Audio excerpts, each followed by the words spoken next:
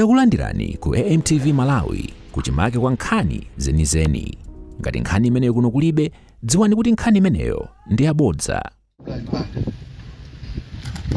Timusowa kwambiri kusipandi zonse timusowa ifeso kuboma timusowa kwambiri chifukwa kukamwira na pansonkhano amakhala ngati iyeyo kuba chimene chimene chocho koma ndi cholinga chakuti anthu amve uthenga umene uli pamalo.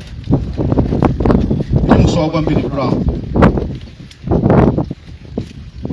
mwaulemu mundilole ndizuse a Secretary General malo mwa a Vice President achigawo chakumwera kuno anduna azachuma amwanamveka malo mwawo ndizuse a Secretary General achipani cha DPP who is also the Minister of Homeland Security Tauyan Banda Secretary General.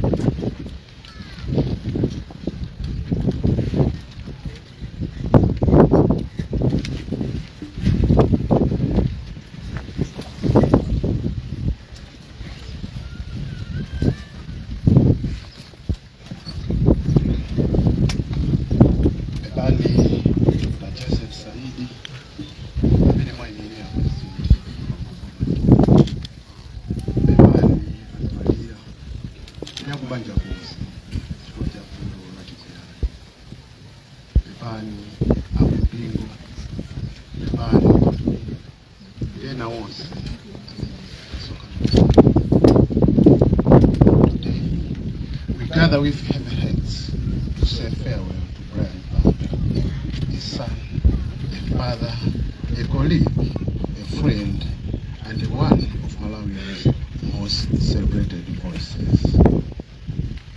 On behalf of the Democratic Progressive Party and on my own behalf, I extend our deepest condolences to the Panda family. No words can remove the pain of losing someone you love.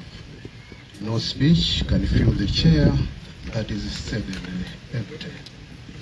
And no public tribute can fully describe the private grief of a family that has lost one of its own. But even in our sorrow, we give thanks to the life of Brian lived. Brian belonged first to his family, but through his work, his voice, and his personality, he also belonged to Malawi. For many years, Malawians welcomed his voice into their homes, their cars, and their workplaces.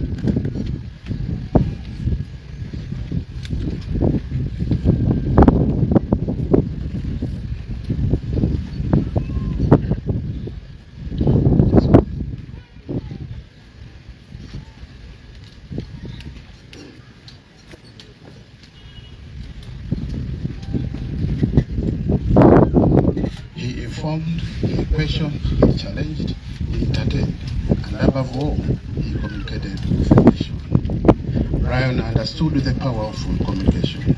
He knew that a microphone was more than an instrument for broadcasting sound. It could shape thought, challenge assumptions, and influence national debate. Through his programs and interviews, he brought political debate closer to the ordinary citizen and compelled leaders to explain themselves. In doing so, he helped shape Malawi democratic conversation.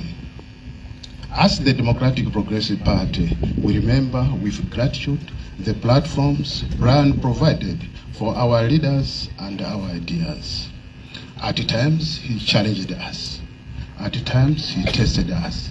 And at times, he gave us the opportunity to explain our policies, defend our record, and communicate our vision.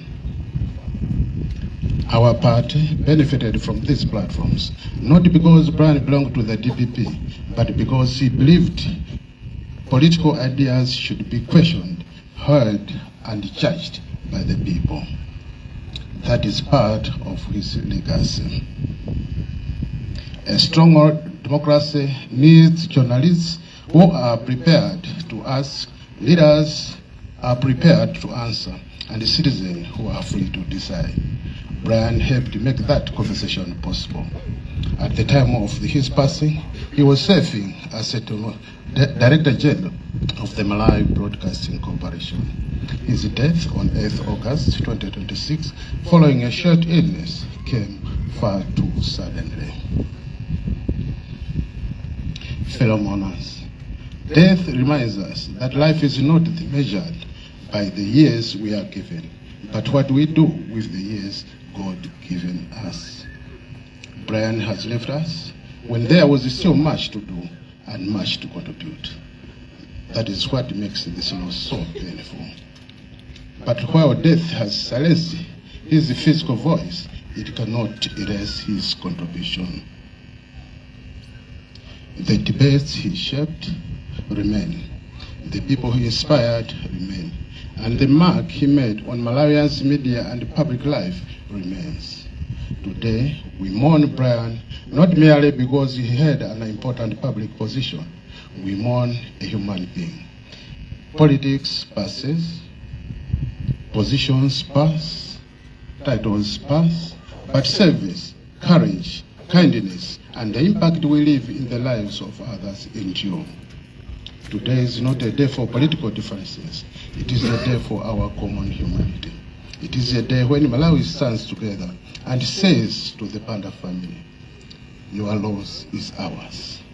Your grief is shared by a nation. And Brian will not be forgotten. To our colleagues in the media fraternity, you have lost one of your own. The greatest tribute you can give Brian is to continue serving with professionalism, courage, and integrity. To ask the difficult questions, to give space to different voices, and to keep the microphones as a bridge between leadership and the people. To Brian family, in the days ahead, the crowds will become smaller, the speeches will end, the cameras will leave, and you will begin the quieter and more difficult journey of living with his absence. May you find strength in knowing that the man you loved touched lives far beyond the village. May his memory sustain you, and may Almighty God grant you comfort and peace. Brian, you spoke to many Malawians. You questioned its leaders. You shared its conversation. And in your own way, you helped shape its democracy. Today, Malawi speaks to you. Thank you for your voice. Thank you for the conversation you started. Thank you for your service. Thank you for the memories. The microphone may now be silent, but the echo of your contribution will remain. Rest well, Brian Panda. Rest in peace. And may perpetual light shine upon you. Till we meet again, Brian. May I now invite Dr. Justin Saidi, who is representing His Excellency Professor Arthur Peter Mutariga, to come and deliver his eulogy. Dr. Justin Saidi.